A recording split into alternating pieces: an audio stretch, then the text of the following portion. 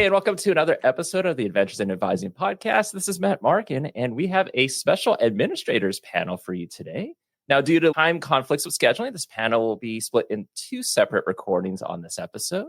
So what stories and other narratives can advising administrators share for others to gain understanding of the challenges in higher ed, but also help envision a positive future? What tips can be provided regarding continued professional development while also supporting advisor well-being and self-care? And what is the conversation on implementing new technologies? How do we push forward in an ever-changing higher ed system? So first up are Barbara Smith and Jill Geisler Wheeler. Barbara Smith is a first-generation transfer student, earned her BS and MS in biology from the University of Texas at San Antonio.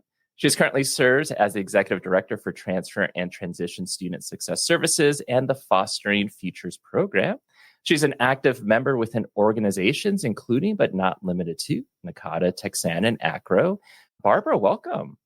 Thank you, Matt. And we also have Jill Geisler Wheeler. Jill is the Director of Honors and Experiential Learning at the University of Arkansas at Fayetteville, where she also earned her undergraduate degree and both master's degrees in higher education and counseling. Jill has been an active member of the state, region, and global associations for advising in her 18 years in the field. She is a provost guest lecturer for the university's first-year seminar course and the current chair of the Advising High Achieving Community with NACADA. Jill, welcome as well. Thank you so much, Matt. So it's so great to have you both here. And, let's learn a little bit more than what's in your bio. What's been your journey into higher education? What would be your origin story? And maybe we'll start with Barbara. Thank you, Matt. So my journey in higher ed started when I transferred to UTSA. I had the opportunity to go into my field of doing research, and I worked for a number of years in the research field, and I loved working with students, which is where I found my true passion. I worked with graduate students and undergraduate students in the lab that I was working in, which led me to the opportunity to find out more about advising. And so I became an academic advisor for my for the biology department back in the 90s. And I had a caseload of 1,000 students.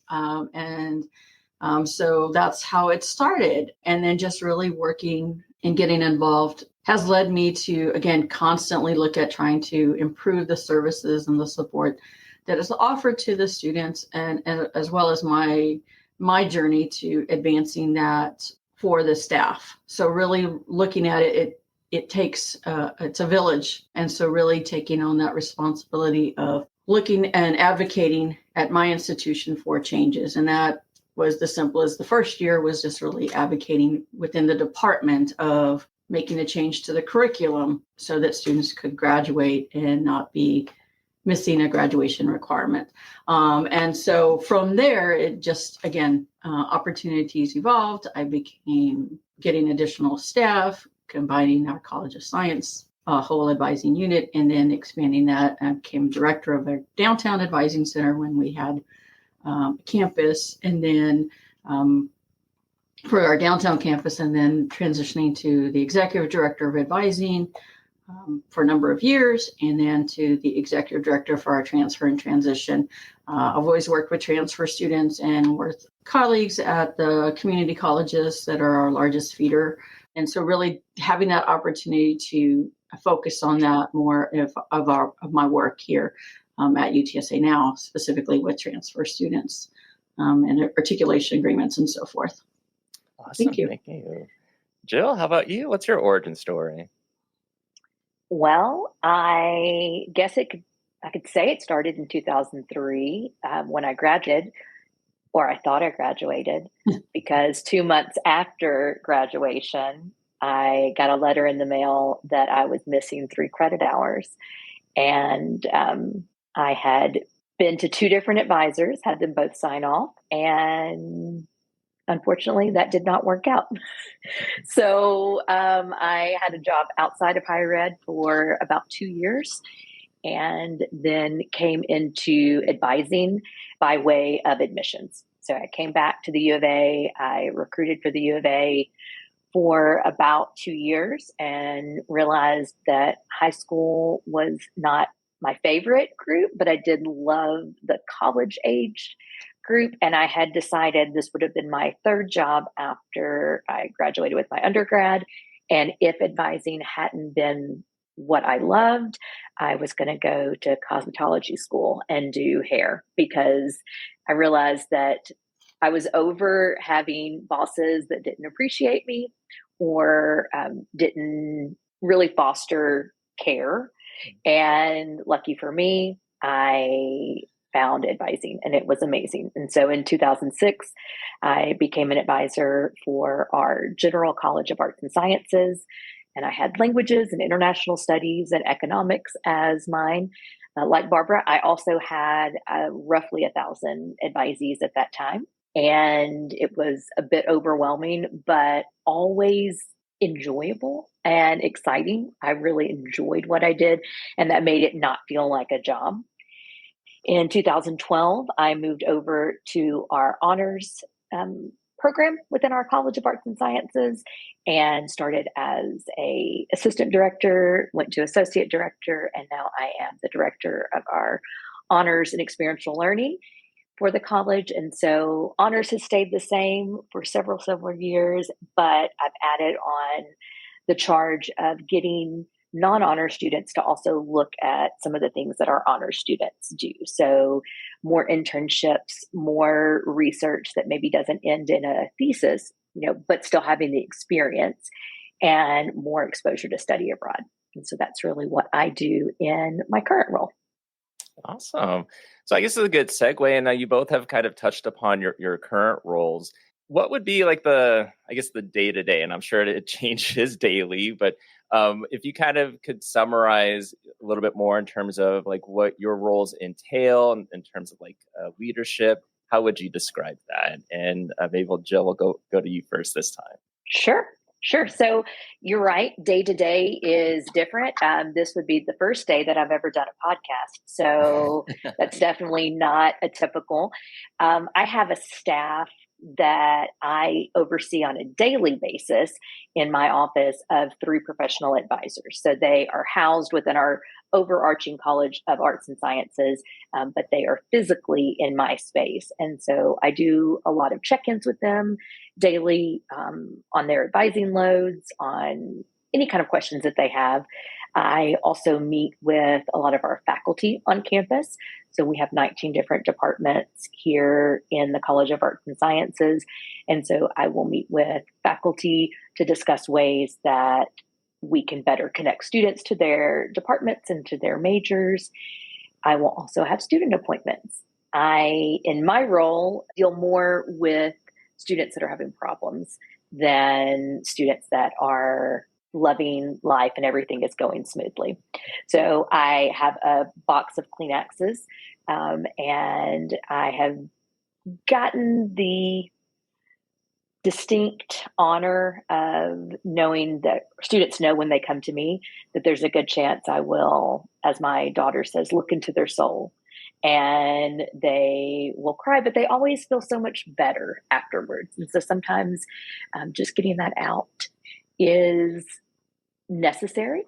And then I might meet with the dean or multiple deans or other partners on campus, like our study abroad or our career connections and student support staff. So that's in any typical day. Barbara, how about you? Thank you. I would say, like Jill, this is my first podcast, so excited to do this. Well, hopefully you both don't regret this after. Right? No regret. No regrets. Day to day varies. Obviously, lots of meetings, but also I support 2 teams. So I have the transfer and transition team and also the fostering futures team. So again, supporting both of those teams. The transfer team, we spend a lot, they see prospective students, current students that we have in special programs. We have called an on-track program for students who applied to UTSA but didn't meet our guaranteed or admission criteria or after going through holistic review. So those students are offered the opportunity to participate in the On Track program, which they start at the community college, dually enroll, and then they can transfer if they meet those program requirements. So I have a team that the team supports them, but also prospective students. And so I spend a lot of time, providing information to them if there's questions. We do trainings, but a lot of time is spent, again, my time is in meetings, but I do make sure I check in with my team on a daily basis. In some cases, that may simply be a quick Teams good morning GIF or it may be physically stopping in, having regular meetings with them, being that resource for them if they need that. I also am heavily involved with a lot of things at the university. So I, work on answering inquiries that come in from the academic departments where maybe they're trying to build more of a collaborative. And so really trying to help them navigate some of the policies and understanding the policies and the can and cannots with regards to those policies and the transferability pieces.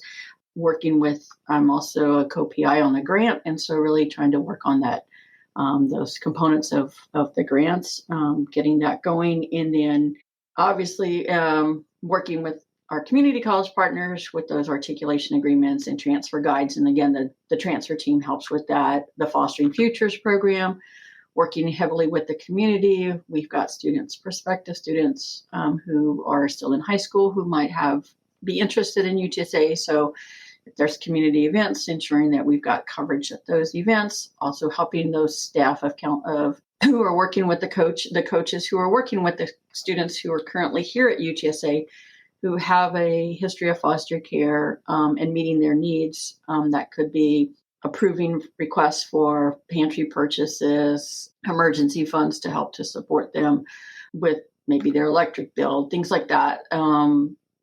And so really it varies from day to day of what comes up. And of course, I still like to interact with students. So I do have some students that I meet with. They're more of the referrals from administration. And so working with a few of those students. So it really helps to give that pulse. And of course, reflecting wellness and well-being for my team as well by obviously showing that I get up and leave for lunch. For the most part, that is, I go sit in the food court area and I listen to students. That's the best pulse that I can say I have of knowing what's on the students' concerns and minds. So I try to make sure I do that at least once or twice a week, just so I'm hearing what their focus is, their concerns, and so forth. And then I can help provide that up to my colleagues in student success and the division so we can work more collaboratively with student success and strategic enrollment areas to help, again, ensure that we're meeting students' needs.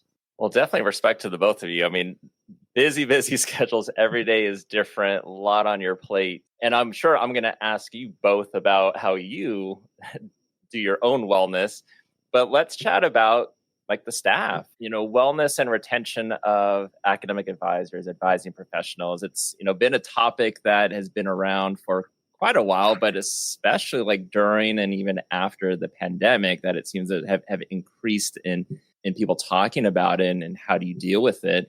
Now I know like wellness and retention they're connected, but also kind of separate issues. But for this podcast, maybe we'll just kind of combine in terms of maybe how you answer this. From your respective levels of leadership in administration, what do you believe are maybe some of the key areas that maybe you all do already or maybe should subscribe to that would support like the wellness, the resiliency, the retention of staff, especially with academic advisors? And I'll leave it up to you who wants to start first on that one. I can go ahead. I would say... Go for it. Huh? I said go for it. I think it is recognizing that and giving those opportunities. And sometimes it may be you having to pause and give them, having that open door policy is the first piece. Listening to them, whatever is is happening, giving them that freedom to know, like, your door is open if they need to come talk to you about something, making that, reiterating the resources that you have at the university. If, for example, we have what's called Deer Creek, which is an employee counseling program. So again, helping with that, if that is something they need, reminding them of that. It can also be saying, hey, you just talked to me about this situation, and obviously it's got you very upset. It's 4:00.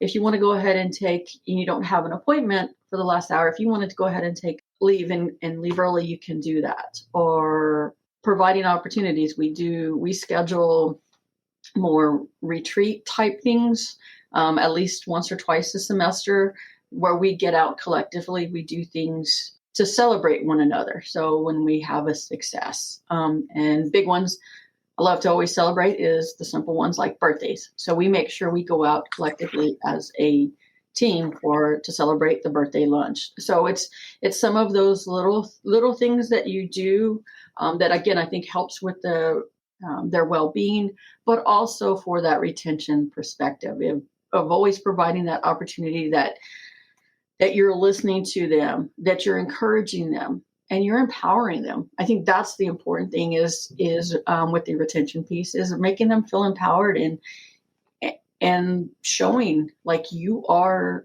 there for them, you empower them, you trust them to do things. When they come to you with the situation, kind of don't just give the answer, but ask, how would you address this? And again, that helps to give that empower, that support that they need, which I think again helps with the retention, because then they want to learn more and do more.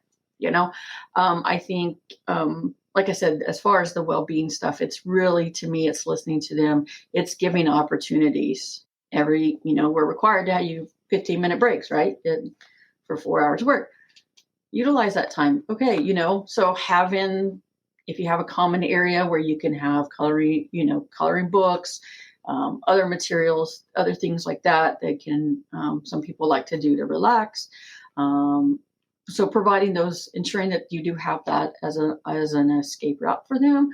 Again, encouraging the participation in the university well-being services that is provided. I know, like at UTSA, we have, they've now started a walking group. You also are allowed 3 hours of active time to take for well-being. So encouraging them to utilize that for whatever it could be. And, for some, it may be a physical activity. For others, it may just be having that silence, being able to turn off their light for 30 minutes and sit in their room and take in their office and take a quick nap or do meditation. Also utilizing, if there's concern about keyboards or things like that, ensuring you've given appropriate equipment, or if you have an ergonomics office, a health and safety office, finding out what are some of those things that can be done to further support them.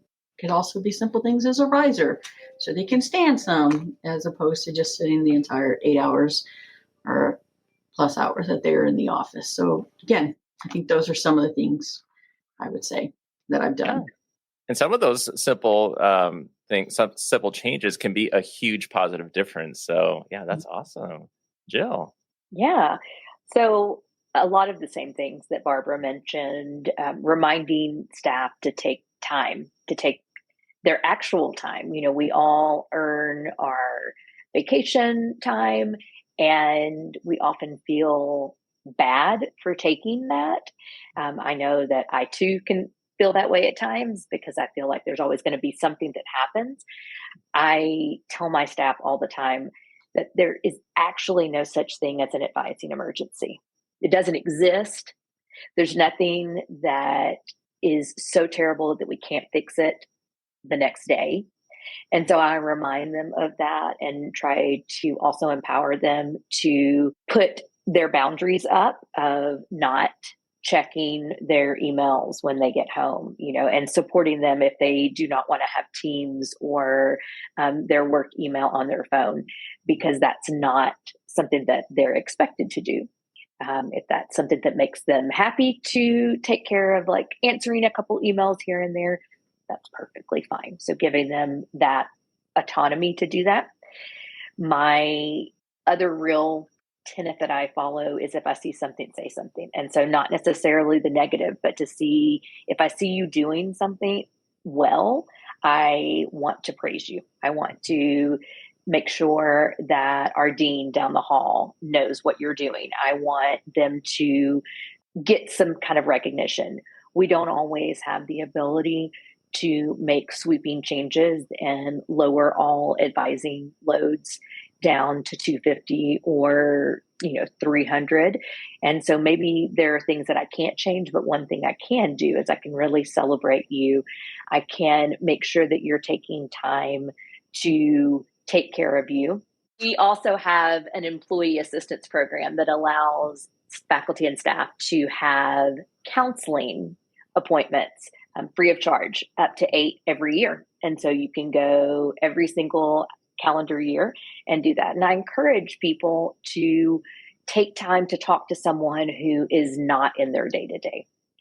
I also really work on asking the advisors when they do come to me and my door is open, to ask them what they want. Do they want help or support?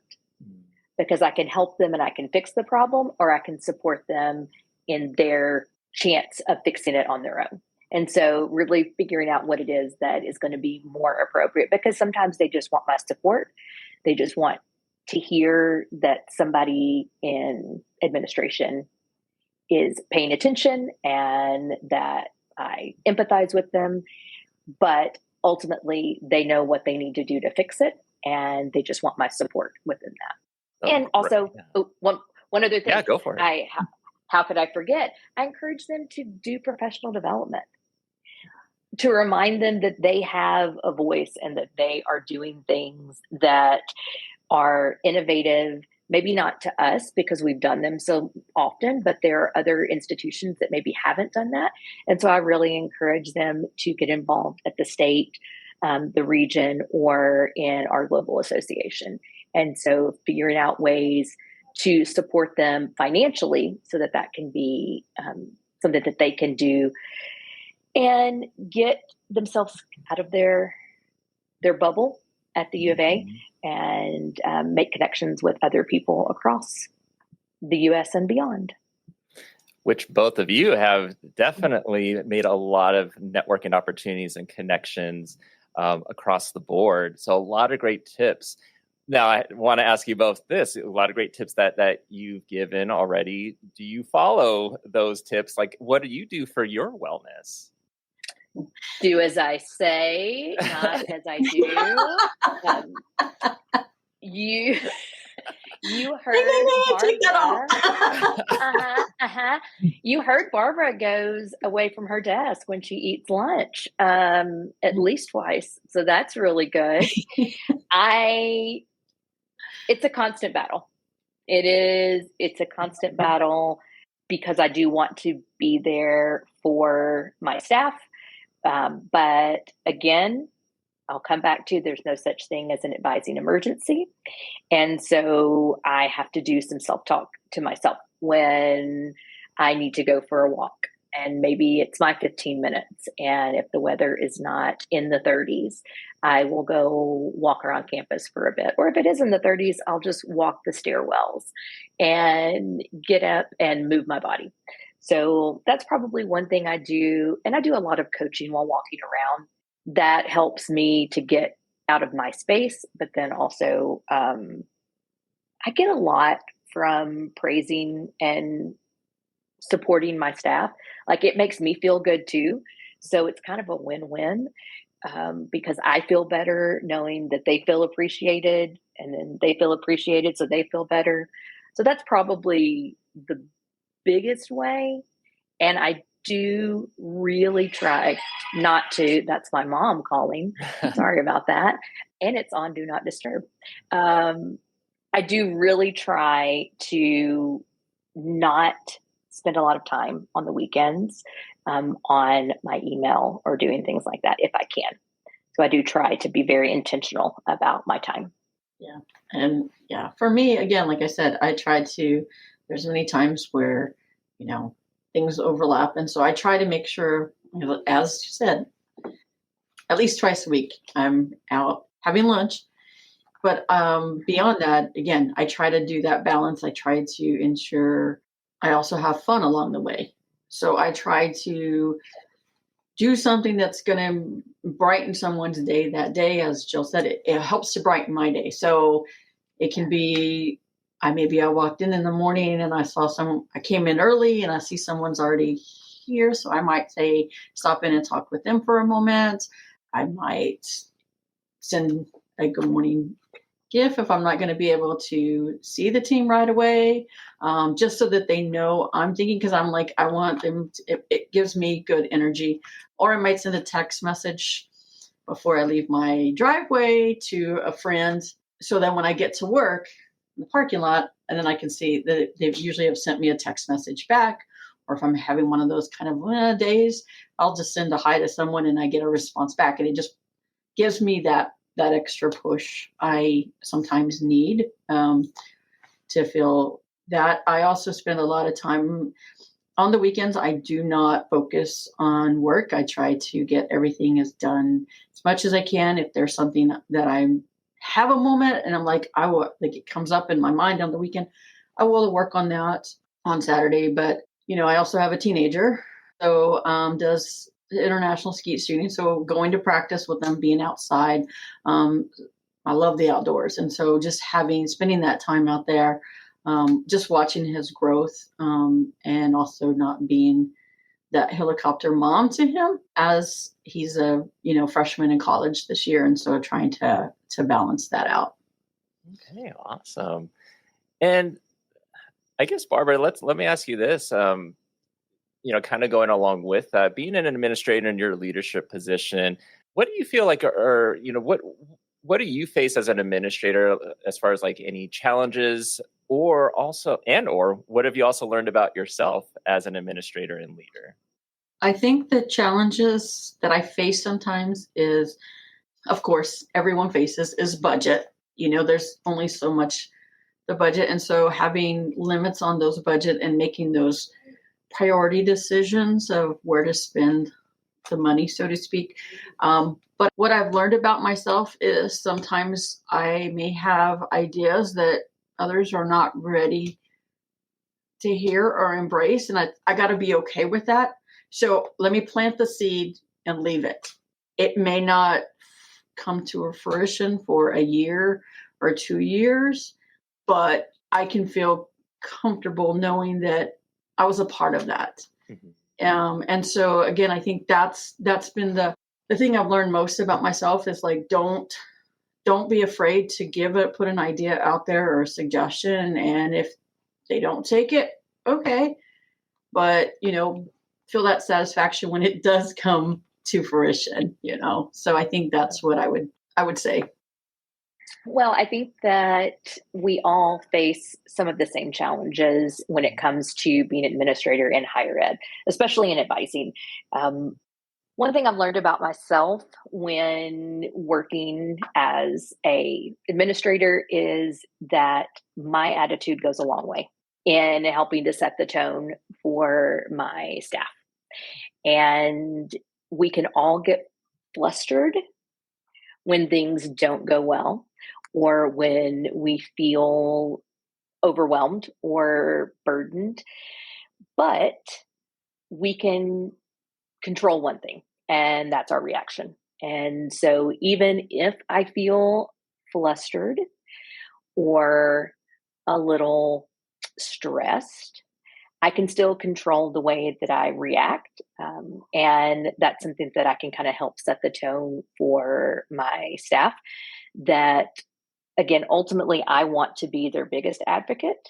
But in that, sometimes I need to take the brunt of a student's aggression or dissatisfaction. The same thing can happen with the faculty and staff that we work with. If my staff are not being treated in a way that I believe is appropriate, I make sure that I support them, because ultimately, if they are unhappy or if they don't feel safe in their role, then there's no way that the office is going to work the same way. So I've learned that there are just certain things that I can help them by just being me and trying to support them in those ways that I really didn't necessarily know that that was a strength. I've always known people have come to me and they share concerns and struggles. And so I think that that's probably one of the reasons that I got into academic advising in the first place, was because I want to help in whatever way that's going to be. So that's what I do with my staff too. Awesome.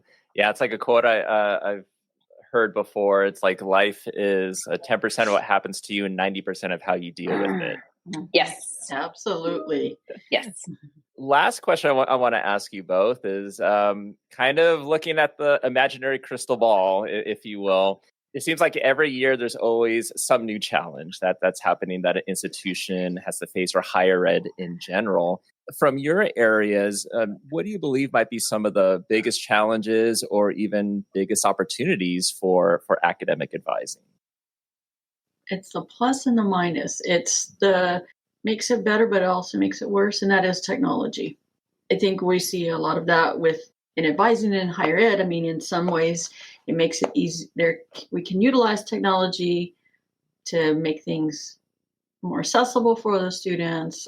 But then there's also, in our jobs, maybe it's we want to send a communication, but we really need to tweak it. And so utilizing AI to do that. But then on the other side of it, technology also, I think, hinders us because you lose that connection, that relationship building, that rapport that you're building with the students, and also with faculties and other members that you work with.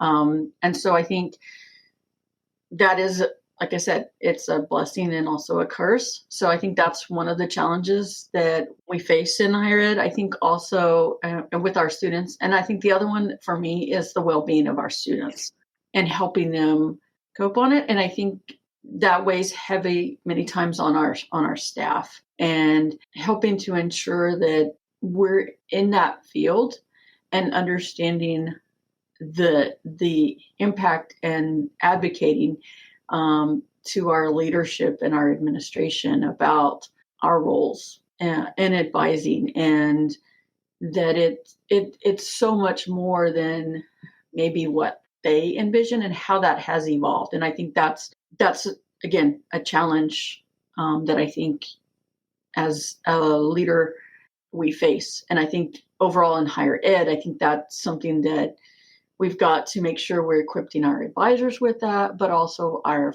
faculty, especially those who are new to the coming out, and they're new to the institution, their tenure track, and really, they're focusing on trying to do their research, but then they've got this student who's in crisis, who has reached out to them, and really knowing like, okay, here's a resource, or making that referral to the advisor who can then help get them connected to that appropriate resource. So for me, those are the biggest challenges that I see for higher ed and for advising. Well, as far as the challenges, and I'll preface it with, I don't have an answer for this, but I do feel like one of the biggest challenges for higher education currently is making higher education something that people see value in. There are definitely jobs in which your specific degree is required.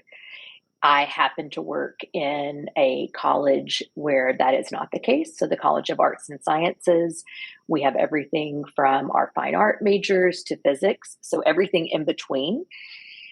And making sure that there's still value in higher education with the increase in everything, all costs. What is it that we are offering, and how are we becoming something that the recent grads really want to do and see that as more than just a checkbox? So I think that that's something that is going to be something we're really going to have to struggle with in the future. There are many, many careers that you don't need a college degree in order to be very successful.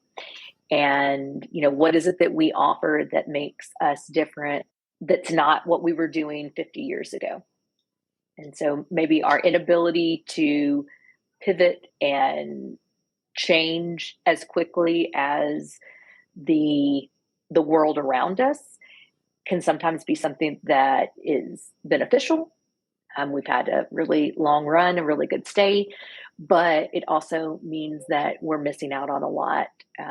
We're not using AI to its fullest advantage at some points because we're afraid to embrace it.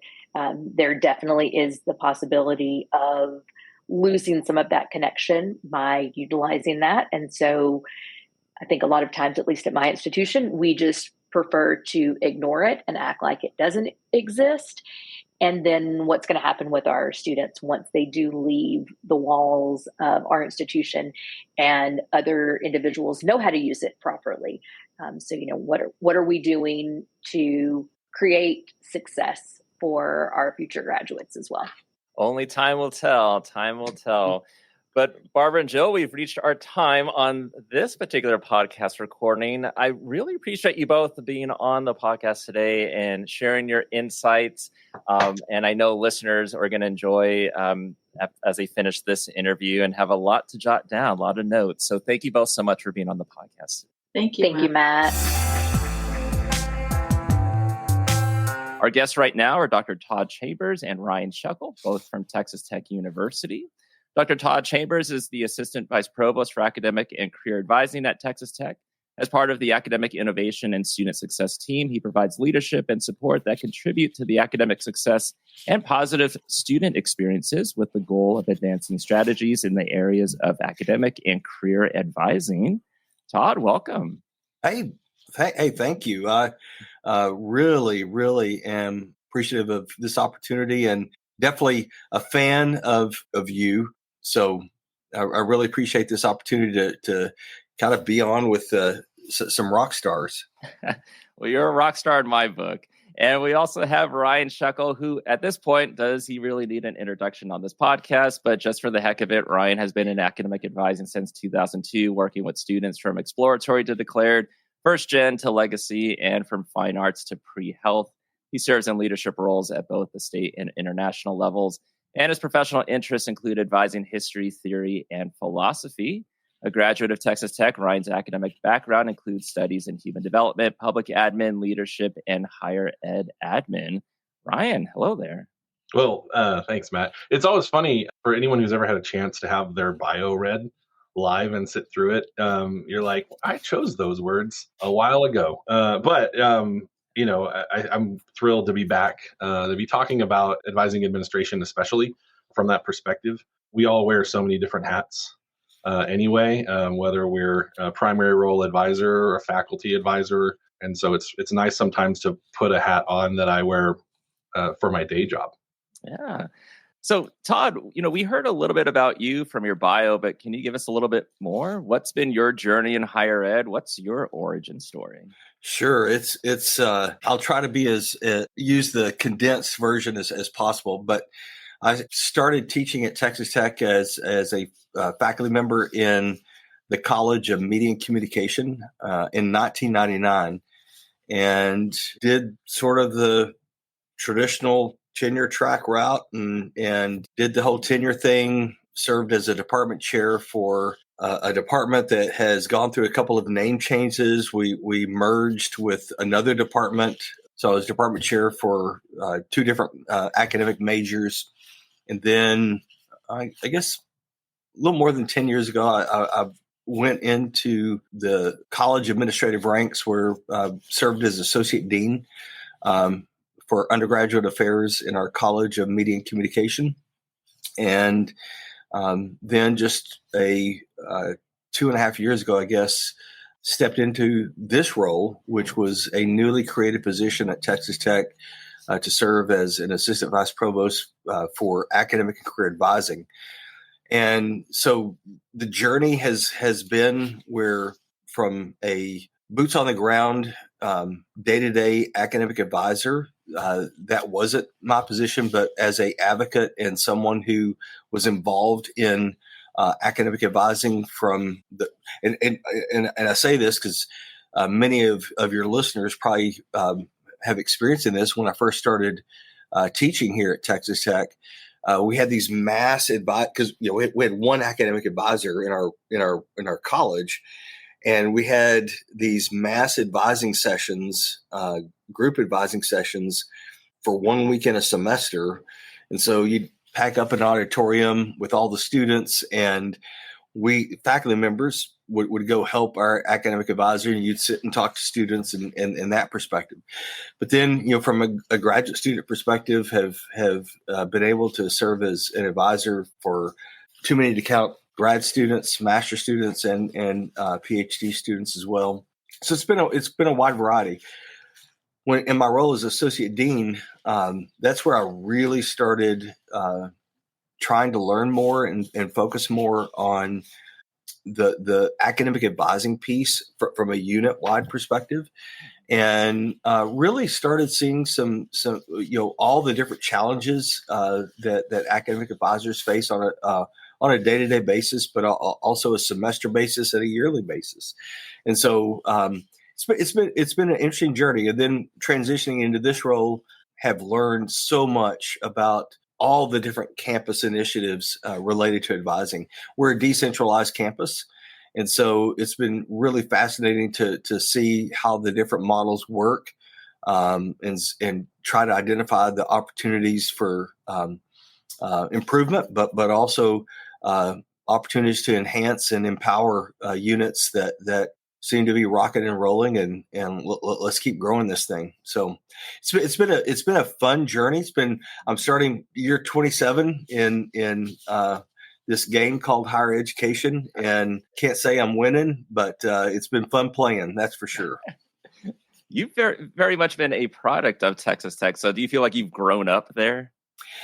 Yeah, I did my undergrad here, and was a 4-time degree changer, but it was all in sort of the area of media and comm, and our college wasn't an independent college at the time when I was here, mid 80s, but did my undergrad in journalism, ended up with 44 hours of political science courses because I really thought my journey was going to take me into law school. But somewhere down the road, I got involved, I guess when I was a sophomore in college in radio, and thought of myself, I had long flowing, cool hair, and really wanted, I said, well, I'm not going to go to law school. I'm going to be a rock and roll DJ the rest of my life. But then I did my master's at Tech, really got fired up in my undergrad because of my academic advisor, who told me about a special opportunity to take a independent study course that would help me with my degree plan. I didn't realize this at the time, but she had picked up on the fact that I was really interested in political science, and I told her at one point in time about how that I really enjoyed the research methods class, and so she partnered me with our director of the Institute for Communications Research here, and he and I worked on a couple of research projects while I was an undergrad that really kind of got me fired up about research, and so I ended up coming back for a master's in the area of media and communication research. And my master's thesis chair, who was my mentor, the day after I defended my thesis, he moved to the University of Tennessee. And then I followed him to continue working with him. And that's where I ended up doing the PhD. Had no plans to come back to Lubbock, Texas. But lo and behold, in January of 1999, my wife and I came back and started teaching, and it's been, like I said, it's been 26 years and kicking off year 27. So very cool, very cool. And Ryan, I know you've been on the podcast. I can't count the number of times now, but it's been a couple of years since you've shared your story. So I say go for it. I'll say for sure, in all deference to our colleagues at other institutions, if you're going to go to a UT, the one in Tennessee is the right one to go to. But no, I was a first gen student. My parents didn't go to college. So this institution where I continue to work is also where I went for my undergrad, and it was a lot of the assistance of my advisors in the College of now Health and Human Sciences. Just, not being the kind of folks who are like, you're not doing this right, but instead being the kind of folks who are like, let's figure this out. And, I was the undergraduate student who was at an advisor's desk, fourth day of class, not registered for anything. And along the way, I met some people, including my wife, Beth, who, really helped me aspire to a better approach to my undergraduate degree. Finished a degree, taught for a couple of years in the correctional system. But when I was looking for something different, I had a friend who was working in advising here at Texas Tech. And I was taking some coursework for history certification and working as a part-time summer advisor. It's a model that continues in our unit with finding folks to assist with what we call Red Raider orientation, but summer orientation. And that was when I was like, yeah, this is an educational role that I really, really appreciate. And so I started working in what is known as Explorer here on campus, but it's the undecided exploratory office. The undeclared student was who I worked with. Did some first gen stuff, some pre-law stuff along the way, but moved into the School of Art for almost 10 years before an advising administrator position opened in where I am now, pre-professional health careers. So somewhere around 2013, which is about 5 years into my time in the School of Art or so, I had a director there who said, like, what does the future look like for you in our school? And I was someone who would go to conferences here or there, engage a little bit here or there, but I was realizing if I was going to make the most of this opportunity, there was going to be more that I did. So I started my graduate degree, which was interdisciplinary higher ed, leadership and management, and then started being involved more in conferences, both, of course, the international or annual conference, but also state conferences and that sort of stuff. And so got involved really heavily in 2013 of doing this all the way as a professional and aspirational role. Well, thank you both for sharing your stories. And, this is an administrators panel. So one of the questions I have for you is, the topic that's talked about a lot, especially over the last few years, has been wellness and resilience of academic advisors, academic advising professionals. So from your respective levels of leadership and administration, what do you believe are some of the maybe key areas that you all do or should subscribe to that would support the wellness and the resiliency of, academic advisors and your staff? So whoever wants to start that. I'm gonna let Ryan kick this off, and because I think he does a marvelous job watching him. I think on a day-to-day basis. Sure. Well, I appreciate that. The thing that I can say from, like, I directly supervise advisors, right? Recognizing that Todd's role is different and their administrators' roles are different. The ways that you affect the advisor health and well-being, retention, resilience conversation is going to look really different. I have a day-to-day opportunity, maybe a moment by moment or student by student opportunity to be a bit of a buffer, to be a sounding board. As what people might think of as a personnel manager or something, that role as for an advising administrator cannot be understated. And I think it's important to note that I pursued an advising administrator position not for that reason. I pursued an advising administrator position as something personal, part of my development, part of my journey. Knowing, what my colleagues in other advising roles were going through, what I went through as an advisor, sure, having that context. I certainly wanted to work with a team, not be an advising office of one anymore was part of what I talked about when I was pursuing this role. But I didn't fully understand the value of a good manager. Somebody who can just be there in the moment, to be responsive, to provide context and perspective, to help people who are going through the ups and downs of human information work, to just be okay with it. I think there are folks right now who are having experiences as advisors, and they have their walls. Maybe they have the next student. Maybe they'll have a chance to talk with somebody across the hall who doesn't really do advising, but kind of gets it. And I just, over the nearly 10 years I've been in my position, I've come to really appreciate the day-to-day role advising administrators can play to be helpful. Certainly I make decisions from time to time about allocation of resources, attention, priority, that can help foster advisor wellness and well-being, which hopefully would lead to retention and them feeling like they can persist in this role. And that'll be things like, how many people are going to do what? When are we going to do it? Are we going to take this on right now? I have a little bit of a gatekeeper kind of role as well for like the organization's resource management to some extent. But I think in a third way, the way that I can influence this advisor wellness conversation is to make sure it's always upfront as a priority. There's lots of ways that people can feel valued and included, the ways that they can take care of themselves, the way we can take care of them as an institution. And it's not ever going to be just one. But I can tell you as an administrator, if it's not at the top of the list, it's going to be hard for the other priorities to be reached. And so, just maintaining a sort of a philosophy of advisor wellness, and advocating for them when student activity, institutional dynamics aren't advocating for their own wellness. And just a simple example is we had a change in schedule because of weather on an orientation day, and things got pushed later because of a safety delay, which I appreciated. But I had to say just outright, I know this changes your schedule. Don't skip lunch. Just something simple like that.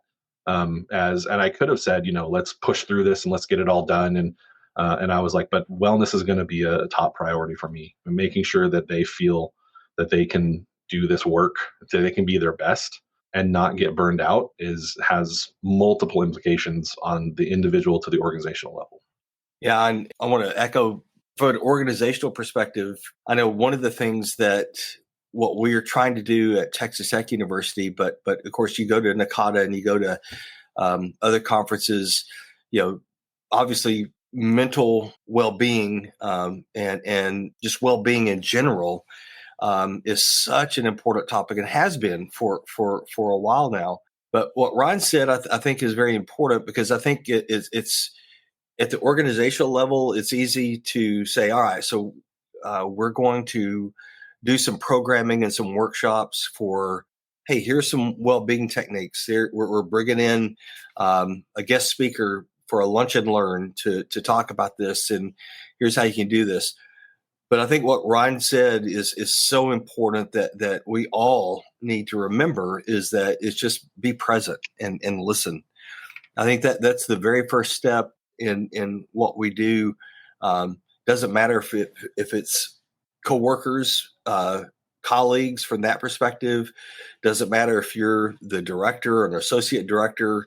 Doesn't matter if you're the provost or an assistant vice provost or vice provost. Just be there and be willing to listen, because I think that's one of the things I've found in this position, learning pretty quickly.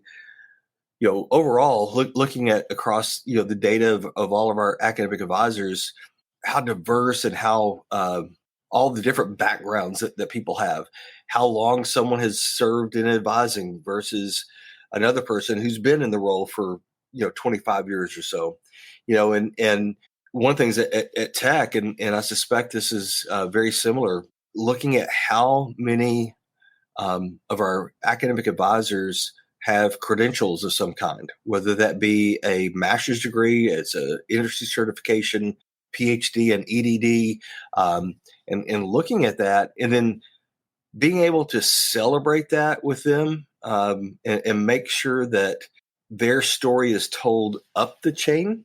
I think I think that's one of the things that from a personal perspective is one of my priorities, is to make sure that our successes as advisors and as an advising community at Texas Tech, making sure that's present and in front of the provost, in front of the president, and hey, here's what our advising community, because I think things like that can help that feeling of like, hey, someone's paying attention to what we're doing. because what we do is extremely important in the student success piece. But I think and Matt, you've talked about this before, but I know Ron has researched this, and you look at the history of advising, and again, I think about my experience where there's one advisor, and that advisor wore a lot of hats, and they still do. But now then we've evolved into a higher education culture where we have teams. And so the challenges are not just personal, they're interpersonal from a mental well-being. So what happens to one team member can impact the entire team. And so you also have to think, all right, so what can we do from a mental check on the individual, but you've also got to think about what can we do to help build up the team as well. And then you spread that out across a large campus, and you're trying just to create a culture, you're trying to change a culture, you're trying to do all those, but you still have to make sure that those individuals are taken care of. You have to make sure those individuals are heard, and that their needs are being met as best as you can.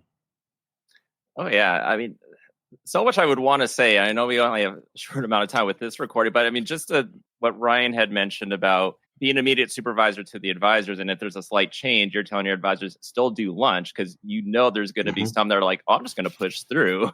And now I'm starving, but I'm doing it for the students, but knowing they need to take care of themselves as well. But Todd, I appreciate when you're talking about moving things up the chain, because so many times you'll hear from other individuals. I'll hear it at conferences. It's always things just trickle down the chain and nothing gets reported back up regarding the successes of the staff that are on the front lines doing the work.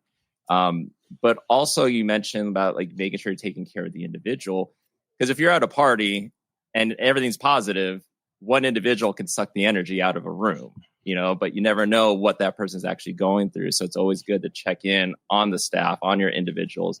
But kudos to both of you and your administrator roles in doing that work to help your staff, which also then helps the students, which I think is a nice transition to this question. Student success. It's a term that's a buzzword that's used quite a bit. But for students to be successful, we try to look at what their needs are. Have there been any innovative ideas or practices that you've implemented or your team's implemented in your area or have been a part of that addresses student needs? I think at Tech, and that's breaking down silos. When again, I think we, just like any historical timeline, I mean, we could look at so many different things, industrial revolution, all this stuff. But you look at the evolution of higher ed, and student success had always been in all these different buckets. And one of the things we've tried to do at Texas Tech is we've tried to really connect the buckets and break down as many of the silos as we can. And obviously there are technology, there are platforms out there, and we've partnered with a company, and we're really building up from scratch a one-stop shop, basically, for if an academic advisor has a meeting, and then all of a sudden their entire success team can see kind of what's happening with the student. Financial aid advisor can look, student business services, the career center. We've got a student success specialist model now as well that's helping students succeed, but we're all one team, and just trying to break down the different silos that have existed for years, decades, and so that comes with challenges, right? And it comes with the sort of, well, this is my area. You're like, well, no, it's us. We're all in it. We're all part of a student's success. But then also balancing the reality that, for example, an academic advisor has expertise in that student's discipline, and being able to balance all this, I think that's a unique challenge as well. But it's so important that we do balance it, and again, appreciate that, hey, while we're breaking down these silos, your bucket's still important. We just need to make sure that you're connecting to the other buckets. And so I think that's one of the things that we're trying to do at Texas Tech that's innovative and again, all in the name of student success, because that's why we're here. Ron, I appreciate your and Matt, are you a first gen student as well? I am, yes. Yeah, I am too. Grew up at a time when son of a cotton farmer, and my mom, she didn't. Yeah. Anyway, she was a stay-at-home mom and all that. And now that that's changed, right? And even though we still have a lot of first-gen students coming in, we have a lot of first-gen students who are working in the higher ed space, and that experience that needs to get shared out in broadly. So anyway, I can keep rambling. I'm gonna let Ryan share his innovative approaches. So. Well, when I saw this question again, I have what might be thought of as an advising office or departmental perspective on ideas and practices. I'm the kind of person who it's hard not for my brain to shift off immediately to the next idea or the new shiny thing or whatever. But after I started to learn what it meant to be an advising administrator and to be a manager of people, I realized that our advisors, while they had an expertise, it was usually one that was developed on the job. Occasionally someone will have a background in it, or there'll be a great framework that already exists. But we didn't have an advising curriculum of any sort. We didn't have any specific outcomes. And so I could see that was just a barrier to our efforts to communicate the expectations for pre-health students specifically that would lead to success. We were absent of a consistent framework, and so over a couple of years, we conducted some research, multiple ways, with professional schools, reviewing students from Texas Tech who were admitted to professional schools, looking at the professional competencies models and the disciplines that our students intend to enter, both professionally, academically. We analyzed themes, and like big nerds, we built a periodic table of elements that and it has a cultural context for our students. But we identified 15 elements that we felt would help our students become not only numerically competitive when they apply to professional school, but also narratively compelling. So on one way, you have this idea that innovation and efforts to improve student success can have institutional perspectives through technology and culture building. But there's also a way to innovate just through ideas, just conceptually. And I found that particularly salient. As an administrator, I also do a lot of our recruiting, talking with prospective students and their families. And it helps me differentiate us from other options for students, but also for our advisors. When they're talking with a student and they can see evidence of success in an area, they can celebrate that. And it's not just their opinion. A student might be doing excellent work with their professional engagement, which is one of our elements. And they can say that. And likewise, if a student isn't doing as well in a particular area, it's not just I'm unhappy with you as an advisor, or I think this isn't okay as an advisor. This is our advising framework. And so when I've had advisors come and go, new people join the team, people find other roles at the institution, a lot of times they find that sort of higher level of authority, that framework to guide their advising practice, to be one of their favorite things, to just give them a grounding in something that is, in lack of a better term, evidence-based.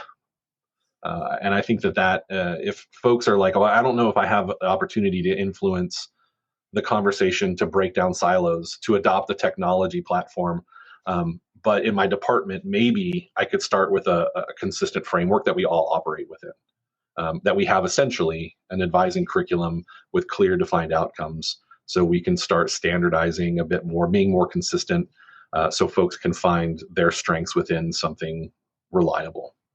Now, you're talking about consistency, but at the same time, things are always changing. And one thing that's changing a lot is technology. A lot of it discussion around artificial intelligence and other new technologies. So at Texas Tech, how is AI and other technologies currently being used? And at the same time, how do you see AI transforming, let's say, specifically academic advising? I will at least speak to what I know. I certainly, listeners to your podcast know that I'm always interested in what's going on with the technology side of things, and our interview with an AI was an earlier episode. But I know this. Students are using it. Advisors are using it. Faculty are using it. But I don't know that we're talking about it. I have a colleague, there's a centralized application service for medical, dental, and veterinary schools in the state of Texas. And Enrique Hasso is an administrator, a longtime administrator with that group. And he was working with a colleague in another institution to conduct focus groups, really, to collect information about how students are using AI. And they're being innovative. They're doing a lot of interesting things that are not what I would necessarily say start from a place of academic integrity concerns. And so I think that one of the things that we do in our office is when we are doing AI assisted things, we share that. We talk about the results. How helpful was it? How much did I have to edit? How far down the road did it get us to solving a problem? Those sorts of things. There, to the best of my knowledge, are no directly AI assisted technologies that our advisors are using that are in a kind of automated sense. We certainly have technologies we use, and so from a departmental approach, our technology and AI specific conversations are open. I guess you would say they have a little bit of skepticism, but they're not negative. They're evaluative.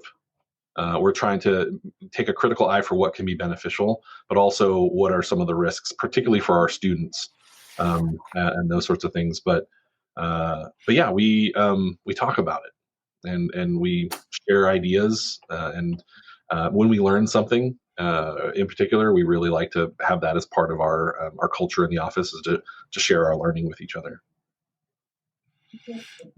Man, I'm going to have to do this. I'm going to have to go back through your podcast and a year ago and perhaps 18 months ago, listen to different guests that you've had, and when a question about AI comes up, and I think 18 months ago we all would have been like, oh my gosh, what, and Ryan's exactly right. I know at Texas Tech, we're talking about it, and I know at the institutional level, there's been, for 2 years, we've been talking about the developing of enhancing chatbots and to help answer student questions, from a 24/7, so on and so forth. But one of the things we've learned is that AI is based on what information it can pull, and so yeah, you can trust your organic. You can trust a chat bot to come in and say, yes, please search all the web pages available at your institution since 1996, and it will do a great job pulling a lot of different information in there. So I think one of the things, especially from that chatbot perspective, that we've all got to be really cognizant of is it is that input. What is the app? What is the AI pulling from to provide you with that information? But no doubt, it's where our students are, and at the institutional level, we are talking about how do we talk about this? We've got sessions. We've got an office for advising excellence here at Texas Tech, and it's focused on building community, but also professional development opportunities for our academic advising community. And we've got AI segment scheduled to talk about kind of how we are utilizing it. But it's at Texas Tech, we're trying to move as fast as we can with it. But again, just with all the different options available, sometimes it's difficult to keep up. But the conversation is happening, and I think it's everything from chatbots to how do we utilize this, not to be efficient from an efficiencies perspective, but to think about that question when a student at 10 o'clock at night has a question and there's no one to answer the question. Mm-hmm. I think that's the piece that we always got to remember with everything. What does a student see? What is their perspective? It's not our perspective. It's what that student perspective is. And so I think my hope is we're all approaching it that way. Well, and one of the things I'll note, I'll remind Dr. Chambers about the Office of Advising Excellence, and his role is relatively new, as he's mentioned, at our institution. They launched in the fall semester 2 advising certificates for our advising community, one of them on holistic advising as a concept to inform practice. The other one was AI in advising.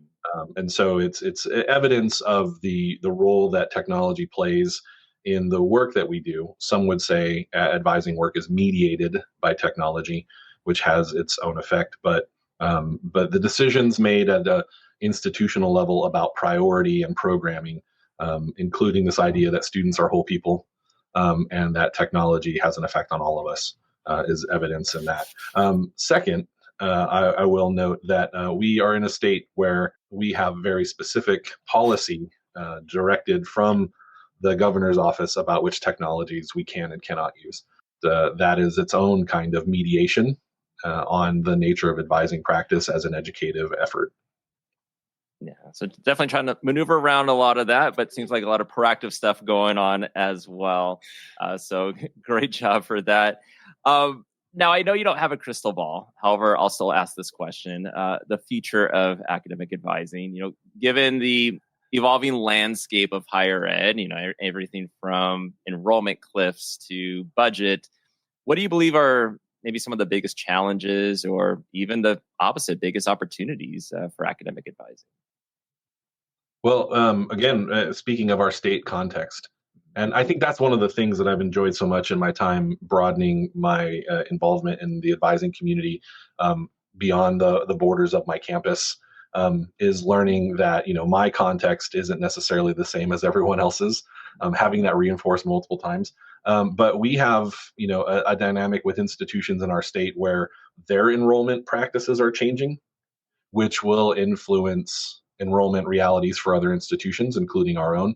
And so I think while, it's difficult to predict, academic advisors, I would say, would benefit from using, it's a Franklin Covey concept. It's the circle of influence. What can I do something about? And then the bigger circle of concern. There's a lot of things that concern our work. But the question is, what can I actually do about that? And I think on a day-to-day basis, if you're at all concerned about enrollment at your institution and its effect on your livelihood, be an excellent advisor. If your institution is known for excellence in academic advising, even Mark Lowenstein talked about this in 2013, more than a decade ago. He was a visionary saying institutions can use the excellence in advising at their institution to recruit, to mitigate some of those enrollment concerns, to have an effect on the resilience and retention numerics that drive state funding models. And so academic advisors are a part of the conversation. And the question is, what can they do to influence it? I think really being committed to excellence in your role is going to be the first step. Understandably, we have concerns and we're not sure. But if you're doing your very best, a lot of those things in a sort of overly optimistic sense will probably work themselves out. But on the day-to-day, in my role as an advising administrator, when my advisors are able to lift their shoulders and their eyes and their heads a bit from the students and from the things immediately in front of them, they feel those concerns too.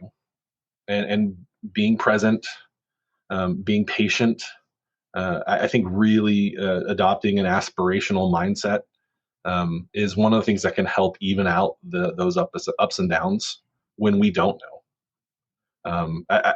There's a lot of people, if you take any history of higher ed class or any higher administration class, people are often fond of talking about how the one constant in higher education is change. But sometimes it changes, it turns course like a cruise ship. And so while everything is happening above decks and below decks, there's a lot of things happening. The actual trend line isn't nearly as abrupt as it might feel. And that's one of the advantages that administrators have, is we can spend more time above that day-to-day fray, and provide that context as much as possible, provide access to data that gives us a bigger sense of the trend line, and to be advocates for excellence, and not be reactionary. One of the things that we have created at Texas Tech was in the last couple of years has been an advising council that is representative of our advising community across the university. And the mission of that council is sort of focused on 3 C's, and that's communication, collaboration, and connecting. Making sure we're connecting those students. And I really think, a big part of the future of advising is a place where all 3 of those C's intersect, where we're all coming together and breaking out of silos and being able to collaborate with a lot of different other pieces of this higher ed puzzle across campuses. I'm ashamed to say this. My first NACADA was Portland a few years ago, but I think I have attended probably every single NACADA event you can attend almost since that time, from Summer Institute to 2 more annual conferences and things like that. And I was able to share at Pittsburgh this year. Just there was an executive track, I guess, or administrative track that I found very interesting. Some of us had gone to a convention in Tempe with the University Innovation Alliance the week prior. And so coming into that NACADA this year, it was interesting to say, hey, we know we've got college presidents that go to their conventions. We know that you've got academic advisors that have NACADA. You've got the enrollment management folks that have their own professional association and their annual convention. And when you've got the registrars, and you've got the financial aid people, and you've got housing. At what point can all these different places come together? Because we're all talking about the same things. We're all talking about, all right, so how do we help our professional staff members be more resilient? How do we make sure they're healthy? Hey, what about student success? What's the role of this, or this? And so we're all having these conventions. What I was so refreshed by is the conversation at NACADA this year of yes, we need to start pulling in all these sort of different organizations and different voices and put them together at the same table, because this is something we all got to work together on, because it's something that the collaboration piece can't just be within the academic advising community. It's got to be with the president's office. It's got to be with the budget office. It's got to be with financial aid. It's got to be. So anyway, I, in my personal opinion, I think that's where the future of advising is going to be, is much more collaborative, and again, not forgetting our history or anything like that, but realizing, all right, here's the opportunity to grow and ultimately for our main purpose, and that's student success. Yeah, 100%. Now, you mentioned Portland being your first NACADA annual conference. Did you have a good time? Did that help you decide to go to the future NACADA conferences? Heck yeah. Are you kidding me? It was all because of the conference co-chairs too. Oh, really? Oh, see, I knew it. No, it was wonderful. In my history as associate dean, we all know this. I mean, funding for travel can be, it's something that all institutions face. You're like, all right, can we do it this year? And one of the things we tried to do in Media and Com was to fund academic advisors to be able to go to a NACADA, to go to a regional conference, to go to the national conference, to just to try to get us in that midst. So it wasn't like I was unaware of NACADA. I definitely was aware and tried to incentivize and things. But that's another thing we've tried to do with our Office for Advising Excellence. We've got a provost that is 150% supportive of academic advising, and I have yet, of course, Ryan's going to go, whoop, but I've yet to go. It's not we don't have unlimited resources, but I've yet to go and be told no. We'll figure out a way to get our academic advisors to a conference like NACADA. We will find a way to make that happen. Our Office for Advising Excellence, we fund professional development grants every semester. And so hopefully we're incentivizing that culture here at Tech. So. Hey, well, it's a perfect way to end this interview on such a positive note. And this has been a fantastic discussion between the both of you as administrators in your respective levels. I know listeners probably have gained a lot from what you've said. So I really do appreciate Todd, Ryan being on the podcast today. Thank you so much. Thanks for having us, Matt. Thanks, Matt.